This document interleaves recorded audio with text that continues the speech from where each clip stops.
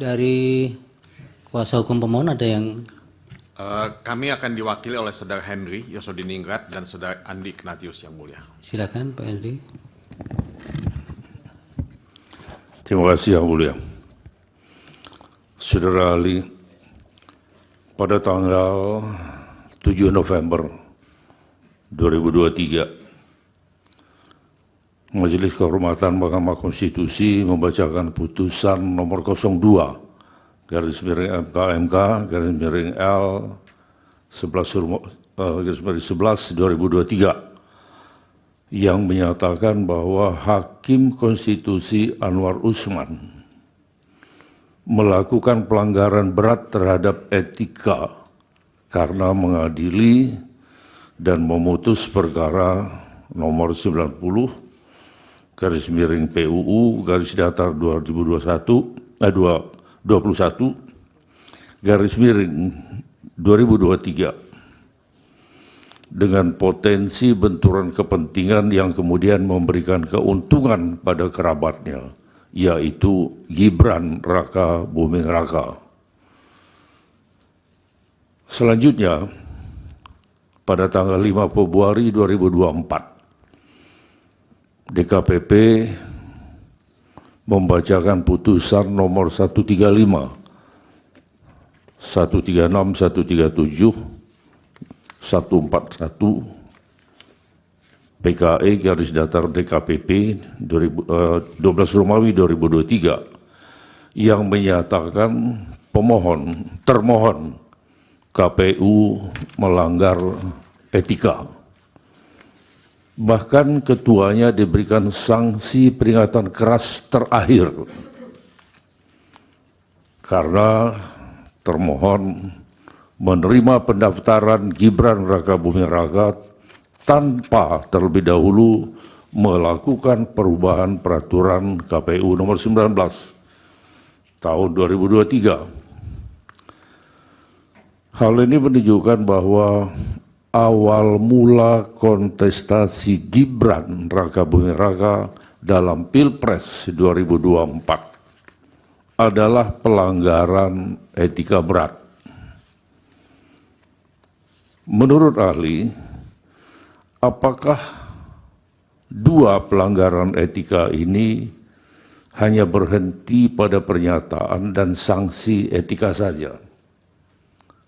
Atau kedua pelanggaran ini harus memiliki dampak lain dalam kehidupan berbangsa dan bernegara, dalam dunia yang nyata?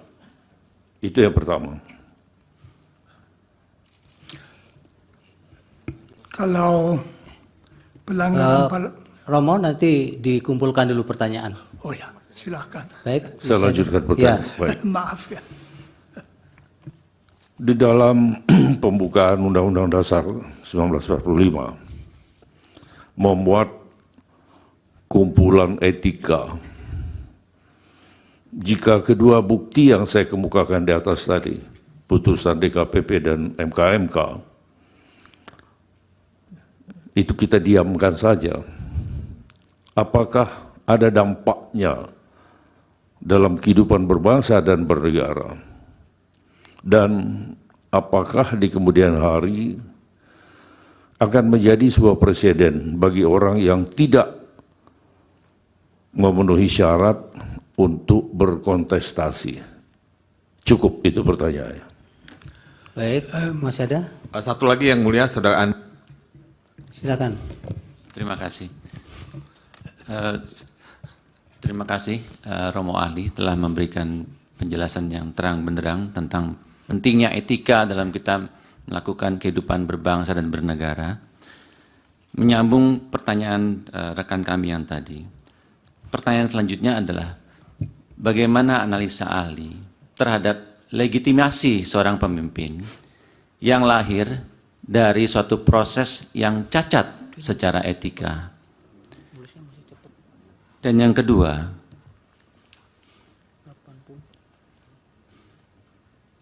jika proses etika atau keputusan etika tadi tidak ditindaklanjuti, apakah proses hukum bisa melakukan koreksi terhadap adanya pelanggaran-pelanggaran etika yang terjadi berulang kali, agar di kemudian hari perjalanan kita dalam berbangsa dan bernegara tidak tercipta presiden yang buruk sehingga jadi lebih baik.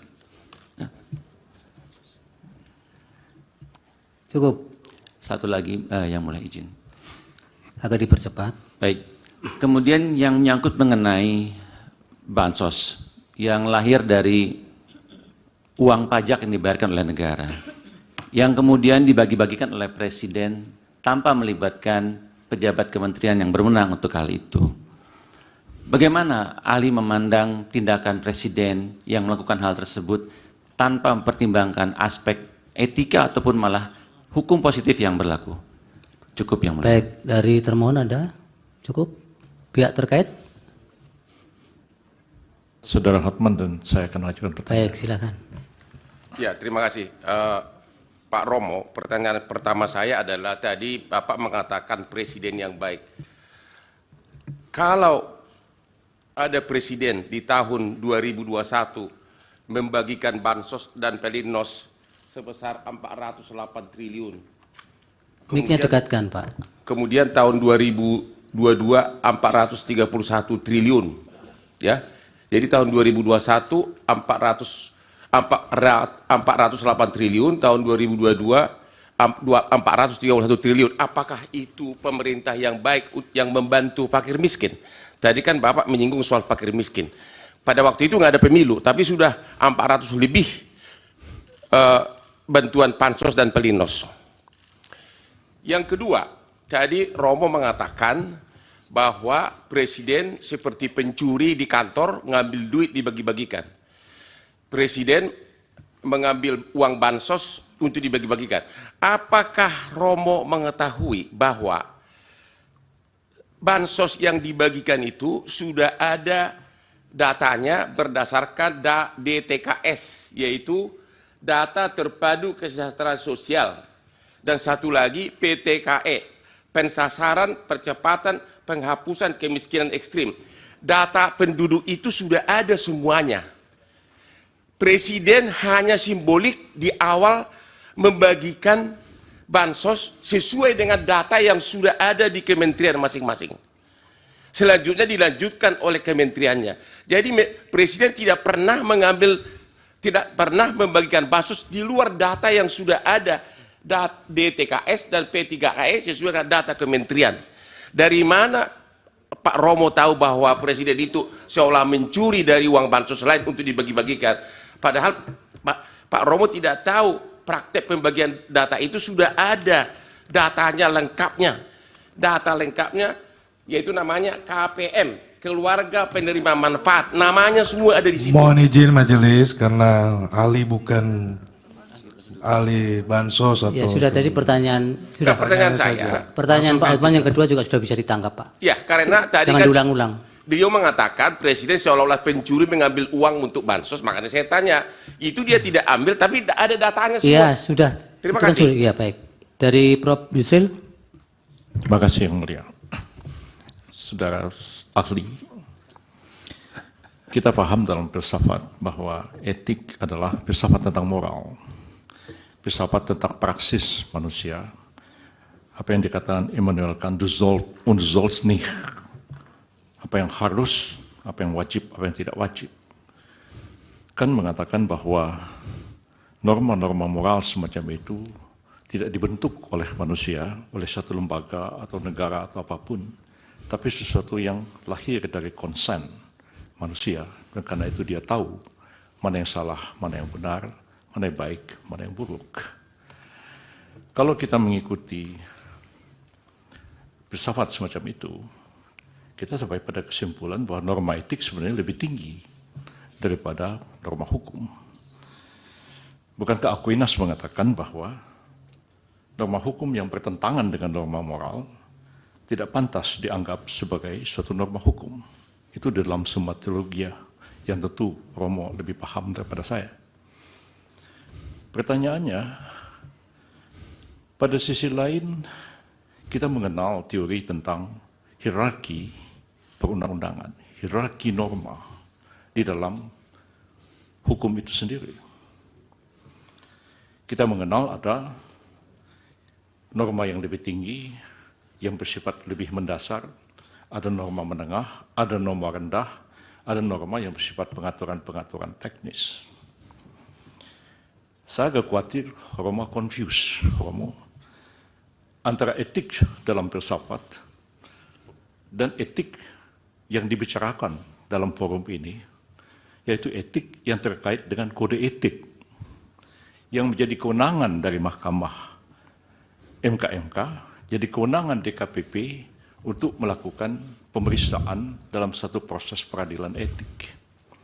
Etik seperti itu, saudara saksi, agak berbeda dengan etik yang kita pahami dalam filsafat. Dan berbeda konteksnya dalam hierarki norma-norma. Kalau merujuk kepada Kant, merujuk kepada Aquinas, merujuk kepada Ibnu Hazm atau Imam Ghazali, Prof. Yusril terlalu lama. teks di pengantarnya. atas. Pertanyaan apa?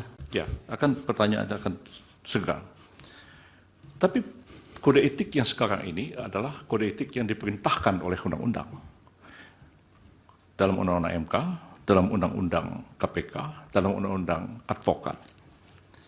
Dan itulah yang diadili, yang dijadikan dasar mengadili pelanggaran kode etik. Bukan pelanggaran kode etik seperti yang dipahami oleh Immanuel Kant dan Thomas Aquinas. Apakah Roma bisa membedakan antara norma dalam filsafat, norma etik dalam filsafat, dan norma etik dalam pengertian norma etik yang dibentuk atas perintah satu undang-undang yang kedudukannya tidak akan mungkin lebih tinggi daripada undang-undang itu sendiri. Persoalannya adalah, apakah pelanggaran etik dari filsafat membawa implikasi kepada penyelenggaraan negara harus begini seperti yang Romo katakan, ataukah pelanggaran kode etik sebagai code of conduct di dalam norma etik yang dijadikan dasar keputusan DKPP dan MK, apakah itu akan menggeser satu keputusan yang didasarkan atas norma undang-undang? Mohon Romo jelaskan persoalan ini.